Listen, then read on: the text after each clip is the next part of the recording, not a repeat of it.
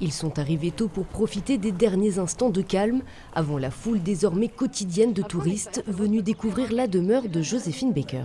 Joséphine Baker, c'est une très belle histoire avec sa famille arc-en-ciel, très beau lieu, rempli d'une atmosphère vraiment magique. Ça permet de voir les robes qu'elle a portées, les photos qu'elle a prises, par exemple avec son papa ou sa maman. Un destin redécouvert il y a un mois lors de son entrée au Panthéon.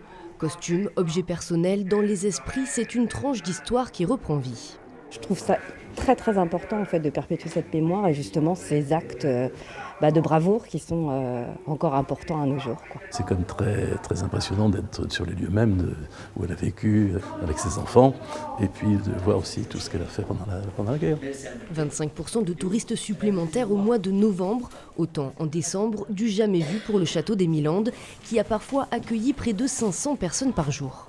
On voit quasiment, je dirais, presque 60% de fréquentation en plus sur la deuxième semaine de vacances par rapport à l'année 2019, ce qui est colossal en fait. On n'a jamais eu de telle fréquentation.